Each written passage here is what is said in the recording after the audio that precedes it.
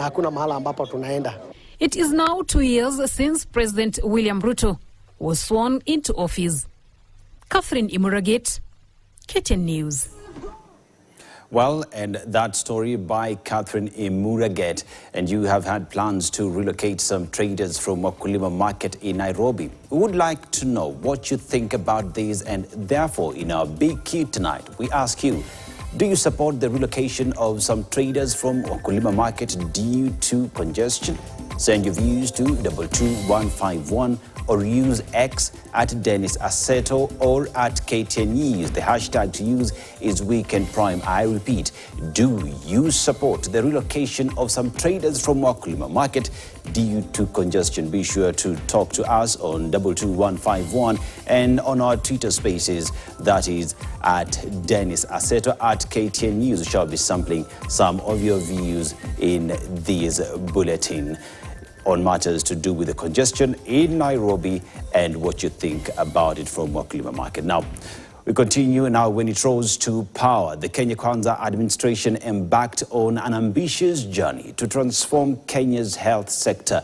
In our ongoing series, Kenya Kwanza at 2, Gloria Milimu evaluates performance of the health sector in the first 2 years of President William Ruto's administration.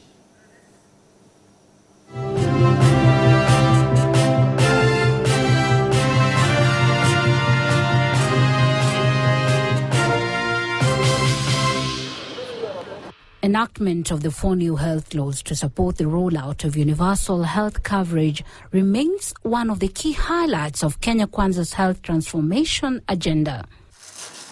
It seeks to ensure that Kenyans access quality healthcare in an efficient, affordable, and non-discriminatory manner. For the first time, every Kenyan, even those who today cannot afford nothing, they will have a health insurance.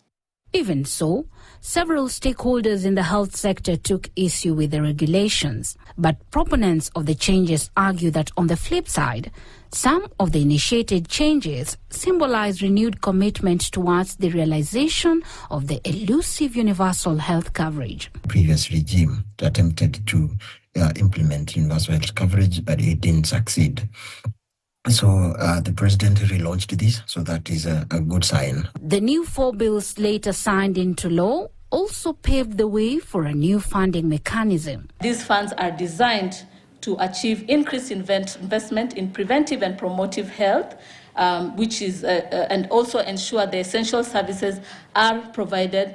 We want to stop Kenyans from sinking into poverty because quality health care is unaffordable to low-income households in a country where only about 1 in 4 people have a health insurance cover.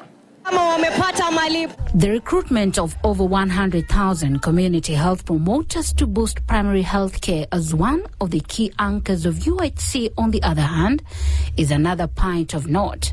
Even so, the sustainability of the program is what analysts and stakeholders in the sector now question. As long as we budget at the county level, the same way we budget at the national level, the program will be sustainable.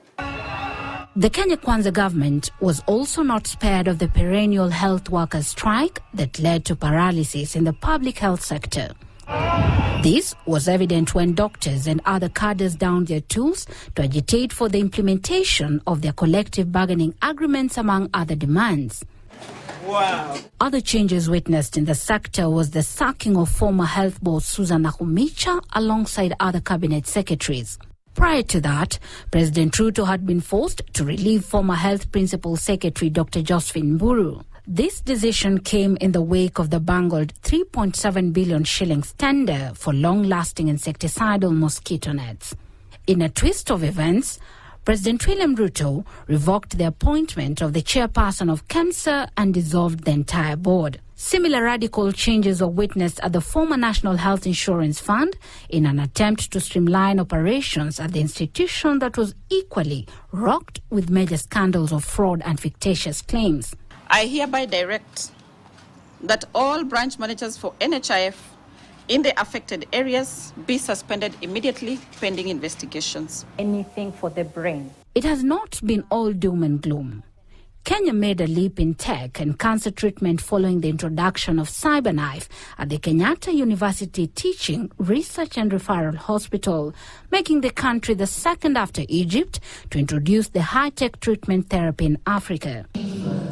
Also, in HIV care, Kenya Kwanza administration announced progress in achieving the 95-95-90 viral suppression, treatment and adherence.